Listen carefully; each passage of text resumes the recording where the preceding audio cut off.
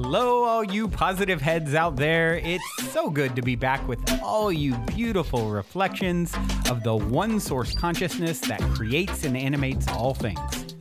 If you're new to this podcast, of course, we are super happy to have you here, and we just ask that you bring an open mind and heart to your listening experience and to be prepared to explore vantage points that I'm convinced will help shift or solidify your current understanding of the ultimate nature of reality in a way that is extremely empowering. Speaking of exploring powerful perspectives, I'm super excited to announce the release of my very first book, The Golden Key: Modern Alchemy to Unlock Infinite Abundance. If you're ready to alchemize the circumstances in your life so that your abundance expands to an entirely new level in 2021, head over to goldenkey.gift to download the audio or ebook as my gift to you by using the code POSITIVEHEAD.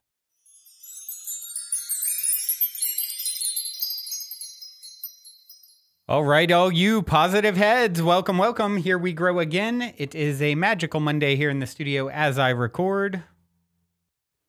Today I am going to talk about a couple things. I'm going to talk a little bit about giving, and then I think I am going to pick up the book Destiny of Souls and read a little bit from that because, that's something I've been doing from time to time on Mondays, and it's just such a cool book and such a cool concept to consider. This guy, Michael Newton, basically it's case studies of life between lives, and it shows, he put people under hypnosis and had them, regressed back to in between lifetimes and what it's like on the other side. And he documented, like thousands of cases, very rigorous, as a doctor, very rigorous kind of scientific approach to uncovering this stuff. And it's just so fascinating. So I'm going to read a few excerpts from there. And I also came across a Wayne Dyer quote that made me think of, I just wanted to share. I just love this idea, but it goes along with Destiny of Souls. It's this idea that giving is in alignment with your purpose. And he said, you can't own anything while you're here. You cannot acquire anything. Your life can only be given away. And it really, once again, it goes along with this idea of, hey, we're going to return back. You came here with nothing. You're going to leave with nothing. And you're going to go to, home in a sense. As Ram Dass said, we're all just walking each other home. And so, this idea of scurrying around to try and acquire and, get a lot of money or, have a lot of success or all the Instagram followers or all that. It's kind of a joke, right? You can't own anything. You can't acquire anything. What you can do is you can give. You can give your life away. And, this goes with the idea of service. Why your highest excitement? That's where you're going to really receive from. It is in giving that we receive, right? This is why your dharmic path is going to involve serving others for some reason, in some way, in some shape and form, because there are no others. It's always just an extension of you. So any of you out there, I just wanted to kind of start with that. If any of you out there that have been really wrestling with, what do I do next? Where do I go? Who am I supposed to be? Is it too late for me? How do I acquire more status, money, relationships, whatever it is, followers? It's all, you are complete as you are. What you can start to do, if you want to really acquire something, start acquiring opportunities for yourself to give that is in alignment with your purpose. Ask for that. Ask for signs of that. Ask for more of that awareness to come into your field and see what happens. See how the universe responds to that, inquiry, to that prompt. It's almost counterintuitive, right, to what we've been taught, like so many things on this planet. And, just wanted to share that because it was coming up for me. And I got to imagine if it's coming up for me and in my field, then that means it's because someone out there who's an extension of me needs to hear it. So I hope it helps you with your day. Otherwise, I'm going to go ahead and just pick up. I decided to just kind of jump into a random spot here deeper in the book. I've been reading from the beginning, But some of this section looks really interesting, talking about the different types of memory that can be experienced and then the community centers that exist on the other side. And so I'm going to just, I'm going to pick up here in the middle of Destiny of Souls. And this is breaking down, some of the perspectives that are received that come through people who are in a trance state. Spiritual settings, this header is called. And once again, it's Destiny of Souls by Michael Newton. While in trance, my subjects describe many visual images of the spirit world in earthly symbols. They may create structural images from their own planetary experiences or have these images created for them by guides seeking to raise their comfort level with familiar surroundings. After discussing this aspect of unconscious memory at lectures, I've had people say that, regardless of the consistency of these observations, they strain credibility. How could schoolrooms, libraries, and temples exist in the spirit world? I address these questions by explaining that past observational memory is metaphoric as a current perspective. Original scenes from all our lives never leave our memory as souls. In the spirit world, seeing a temple is not a literal record or of stone blocks, but rather a visualization of the meaning the temple has to that soul. Back on Earth, memories of past events in our soul life are reconstructions of circumstances and events based upon interpretations and conscious knowledge. All client memory retrieval is based upon observations of the soul mind processing information through a human mind. Regardless of the visual structures of spiritual settings, I always look to the functional aspects of what a subject is doing in them. Once the new souls leave their protective cocoons, they enter into a community life. I'll just stop there. That's one of the things that they talked about probably earlier in the book where, actually this place where souls are actually birthed or created. And so I think that's what he's referencing here is like they leave their protective cocoons, they enter into a community. As they begin their incarnations, descriptions of the places and structures they see between lives takes on the same flavor as that of older souls who go to Earth. Sometimes these descriptions are not so earthly. I have reports of cathedral-like structures of glass, great halls of crystals, geometric buildings with many angles and smooth, domed enclosures without lines. Then, too, my subjects might say their surroundings have no structures, only fields of flowers and countryside scenes with forests and lakes. People in hypnosis display a sense of awe as they report floating toward their destination in the spirit world. Many are so overcome they cannot adequately describe what they see. I hear many accounts about the sheer movement of souls in transition going from place to place. The following account is from a level 4 subject who uses geometric shapes to describe the properties of the various settings he sees. Here's that person's explanation. I do a lot of traveling around in the spirit world. The geometric shapes I see represent certain functions to me. Each structure has its own energy system. The pyramids are for solitude, meditation, and healing. The rectangular shapes are for past life reviews and study. The spheroids are used to examine future lives, and the cylindrical portals are for traveling to other worlds to gain perspective. Sometimes I pass great hubs of soul activity, like an airport, with people being paged telepathically. The hubs are huge prismatic wheels with directional spoke lines which curve away from you. It's busy but well organized. You can't rush in too fast or you might overshoot the particular line you want out of these great hubs. These centers are ports of call with host souls directing traffic and looking out for inquiries from travelers. Everything moves with a soft, comfortable, floating motion, and there are beautiful harmonic tones upon which souls can vibrationally lock onto, keeping them on track to their destinations. Now it's back to the author talking again for a moment. There is a statement from the Upanishads of India, I don't know if I'm pronouncing that right, about our senses being carried in memory after death.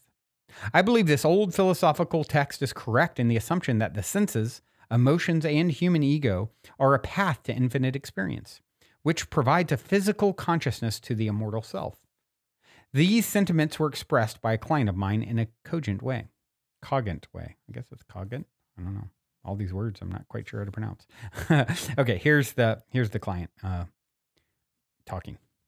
We can create anything we want in the spirit world to remind us of places and things we enjoyed on Earth. Our physical simulations are almost perfect. To many they are perfect. But without a body, well, to me they have the flavor of imitations. I love oranges. I can create an orange here and even come close to reproducing its pithy sweet taste. Still, it is not quite the same as biting into an orange on Earth. This is one reason why I relish my physical reincarnations. Now it's back to the doctor talking. Despite this client's comments, I have had subjects tell me they see the spirit world as true reality and Earth as an illusion created to teach us. There may be no contradiction here. People from Earth have keen taste buds. Oranges and human beings are therefore in harmony with each other in one existence. There are degrees of reality. Simply because our universe is a training ground does not make it unreal, only impermanent. What may be a temporary illusion in the span of human surroundings does not take away from the fact that an orange on Earth eaten by an earthling does taste better than one created in the spirit world and eaten by a soul. By the same token, the reality of an interdimensional spirit world with its lack of absolutes allows the soul a magnitude of experience far beyond physical conceptions. When my subjects describe seeing their spiritual centers, it is a wondrous image for them. All cultural stereotypes mixed with aspects of metaphoric symbolism recalled by the human mind are in play, to be sure, but these dramatic reenactments in a person's spiritual life are no less real. When the soul returns to Earth with the shred of forgetfulness, it must adjust to a new brain without conscious memory. The new baby has no past experiences yet. The reverse is true right after death. For the spiritual hypnotherapist, these are two forces operating in regression. On the one hand, we have the soul mind at work with its great storehouse of past life and spiritual life memories. On the other side, we also have the conscious memories of a current body engaged in descriptive imagery while the subject is in hypnosis. The conscious mind is not unconscious during hypnosis. If it were, the subject would be unable to speak to the facilitator coherently. Now it's a section on memory. Before continuing with my analysis of what subjects in hypnosis see in the spirit world, I want to provide more information about divisions of memory recall and DNA. There are people who have the belief that all memories are carried by DNA. In this way, they derive comfort from what they consider to be a scientific position against reincarnation. Certainly, everyone has a perfect right not to believe in reincarnation for a number of personal reasons, religious and otherwise. But to say that all past life memory is actually genetic in origin, carried in our DNA cells from remote ancestors, is an argument that, for me, fails in several ways. Unconscious memories of past life trauma are capable of carrying a severely damaged physical imprint of that long dead body into our new body, but this is not the result of DNA. These molecular codes are brand new and came with our current material body. Attitudes and beliefs from the soul mind do affect the biological mind. There are researchers who believe our eternal intelligence, involving energy imprints and memory patterns from past lives, may influence DNA. Indeed, there are countless other elements involving thought sequencing which we bring into our host body from hundreds of former lives. This also includes our experiences in the spirit world where we have no body. A sound argument against past life DNA memory is the volume of research we have accumulated about past lives. The former bodies we had in prior lives are almost never genetically related to our current family. I could have been a member of the Smith family along with others in my soul group in one life, and we might all choose to be part of the Jones family in the next life. However, we would not come back to the Smith family, as I will explain more fully in Chapter 7. The average subject has led past lives as Caucasians, Orientals, Africans, with no hereditary connections. Moreover, how can our memories of being on other worlds and other species come from human DNA cells created only on Earth? The answer is simple. So-called genetic memory is actually soul memory emanating from the unconscious mind. I divide memory into three categories. 1. Conscious memory. This state of thought would apply to all memories retained by the brain in our biological body. It is manifested by a conscious ego self that is perceptive and adaptive to our physical planet. Conscious memory is influenced by sensory experiences and all our biological, primitive instinctual drives as well as emotional experiences. It can be faulty because there are defense mechanisms related to what it receives and evaluates through impressions from the five senses. 2. Immortal memory. Memories in this category appear to come through the subconscious mind. Subconscious thought is greatly influenced by body functions not subject to conscious control, such as heart rate and glandular functions. However, it can also be the selective storeroom of conscious memory. Immortal memory carries the memories of our origins in this life and other physical lives. It is a repository of much of our psyche because the subconscious mind forms the bridge between the conscious and superconscious mind. Divine memory. These are the memories that emanate from our superconscious mind, which houses the soul. If conscience, intuition, and imagination are expressed through the subconscious mind, they are drawn from the higher source. Our eternal soul mind has evolved from superior conceptual thought energy beyond ourselves. Inspiration may seem to spring from immortal memory, but there is a higher intelligence outside our body mind which forms a part of divine memory. The source of these divine thoughts is elusive. Sometimes we conceive of it as personal memory, when actually divine memory represents communications from beings in our immortal existence. Okay, I'm going to read another case. This is getting to the community centers section. My next case illustrates the visual associations subjects are in a superconscious state bring to descriptive memories of arriving back home. It involves an identification with classical Greece, which is not unusual. I have listened to visualizations so futuristic and surreal as to allow for few comparisons with Earth. People do say to me that words cannot adequately describe the images of what they see at this junction. Once I take a client past the gateway to spaces where they begin to make contact with other spirits, they become exhilarated. In case 27, a subject whose spiritual name is Ariane will associate a Greek temple with her experience after death from her most immediate past life. Perhaps this is not surprising since so many of my subjects had incarnations during the time when ancient Greece brought the light of a high civilization into a dark world. In art, philosophy, and government, they left a legacy and a challenge for those who followed. This society sought to unite the rational with the spiritual mind, which is remembered by those clients who were part of this golden age. Ariane had her final life in ancient Greece during the 2nd century BC, just before Rome began its occupation. Case 27. It's going to be the doctor and the subject going back and forth. The doctor starts. When you approach your spiritual center, Ariane, what do you see there? A beautiful Greek temple with bright white marble columns. Are you creating an image of a temple yourself, or someone else placing it in your mind for you? It's really there in front of me, just as I remember it, but someone else could be helping me, my guide. I'm not sure. Is this temple familiar to you? I know it so well, smiling.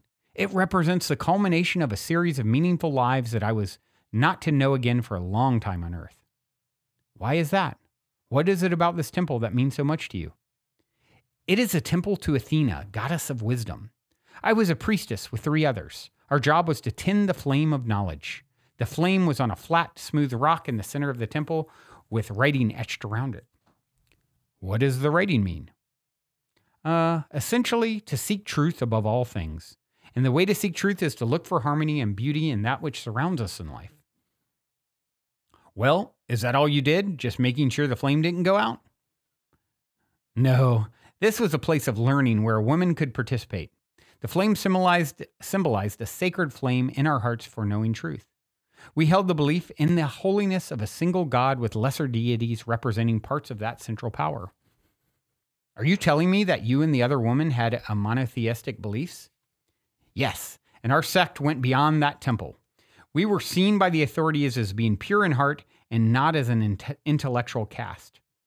Most of them did not realize what we were about. They saw Athena in one light while we saw her in another. To us, the flame meant that reason and feeling were not opposed to one another. To us, the temple placed the mind above superstition. We also believed in equality between the sexes. This kind of radical thinking could get you into a lot of trouble with a patriarchal establishment, I suppose. It did, eventually. Their tolerance eroded, and we had deceit and intrigue within our own ranks, and then betrayal. Our motives were mistrusted. We were disbanded by a sexist state, which was losing power and felt our sect was contributing to corruption within the state. And after this series of lives in Greece, you wanted your temple with you in the spirit world? That's one way of putting it. To my friends and me, this life and a few earlier ones in Greece represented the high point of reason, wisdom, and spirituality. I had to wait a long time before openly being able to express these feelings again in a female body. Now it's on to the doctor for a second. Once I took Ariani into her temple, she saw a huge rectangular gallery without a ceiling, filled with approximately 1,000 souls. These souls were a large secondary group whom she saw bunched into smaller clusters called primary groups, made up of souls numbering from 3 to 25. Her own cluster was midway back on the right side. As she made her way back, Ariani was accompanied by her guide. She then described how this entrance appeared to a returning soul. This scene is one I hear repeated over and over again, involving large number of soul groups, regardless of the structural setting. In the superconscious minds of people, these gatherings could just as well be an amphitheater, palace courtyard, or a school auditorium as a temple. Okay, back to questioning from the doctor. Ariani, give me a sense of what it feels like to make your way through this crowd of souls to your cluster. With excitement. It's uplifting and awesome at the same time. With my guide leading, we start to weave our way left and right between the clusters, some of whom are seated in a circle and others are standing talking. In the early stages, most people pay no attention to me because we are strangers. Souls who are nearby my path might nod their heads in polite acknowledgement of my arrival. Then, about midway through, people who see me become more animated. A man who was my lover 2 lives ago stands up and gives me a kiss and asks how I'm doing. More people in other clusters begin now to smile and wave at me. Some whom I have known in lives only slightly give me a thumbs up greeting. Then as I get to a group next to my own cluster, I see my parents. They stop what they are doing and drift over the short space between our 2 clusters to embrace me and whisper encouragement. Finally, I reach my own group and everyone is welcoming me back. Now, it's the doctor talking for a second. About half of all my clients see large groups of souls upon their return. The other half report that after their arrival, they see just their own cluster. The visual images of either large or small gatherings of souls can vary with the same soul after different lives. The primary group of souls with whom we are most closely bonded may also appear to these same subjects as people milling about in outdoor scenes of recreation, such as a countryside field of flowers. Regardless of an exterior or interior setting, he's got some figures here. Figures 2 and 3 illustrate what a majority of subjects see when they first make contact with their groups. In these instances, no other groups are observed in the area. In figure 2, the welcoming souls are rather bunched together, each soul coming forward in turn in the front position. It just goes on to talk about how they're shown. Which, for me, we'll see the diagram.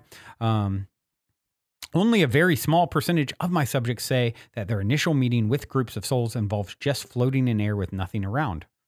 The absence of landscape scenes or physical structures does not last long, even in the minds of these people. Cool. I think that's a good stopping place there. I find it so fascinating to just peer behind the veil and get a glimpse of how things are structured back home, don't you?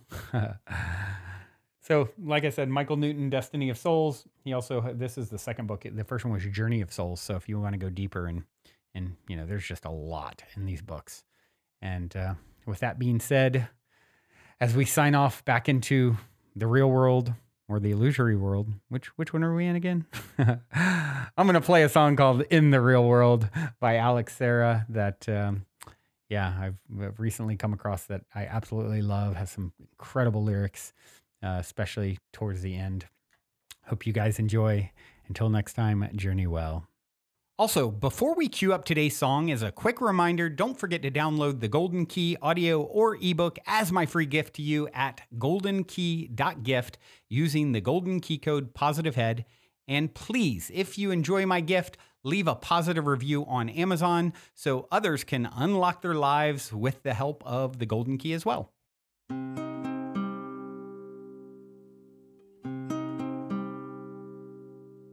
In the real world, and I found myself in the real world. I'll meet you there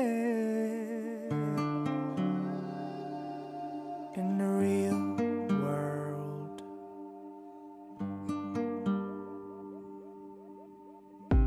I'll see you in the real world,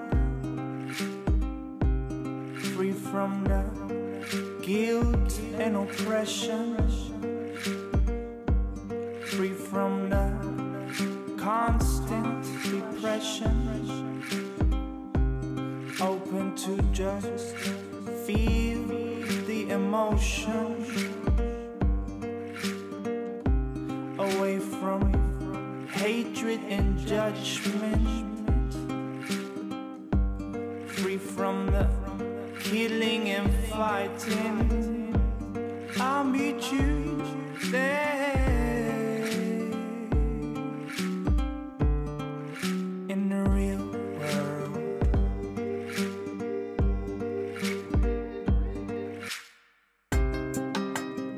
Es como ir debajo de la piel, ir adentro, ir a algo más profundo. Y entonces ahí pasan cosas misteriosas.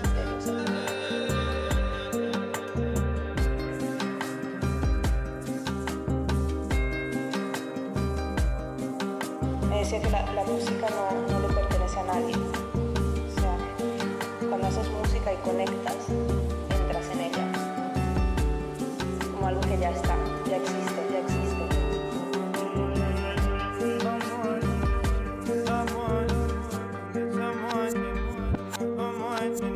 Wake up from a dream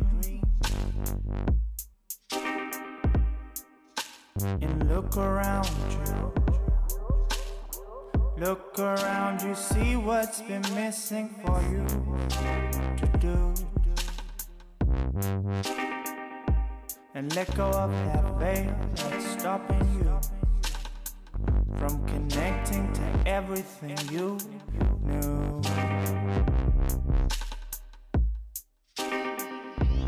Everything you know. Stop paying attention to the things that make you tired, things that make you bored.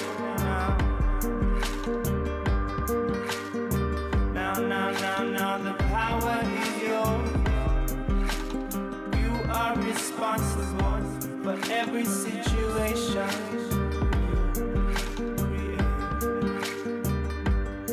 Stop fighting the system. The new liberation comes from the silence in you. I'll meet you there in the new world.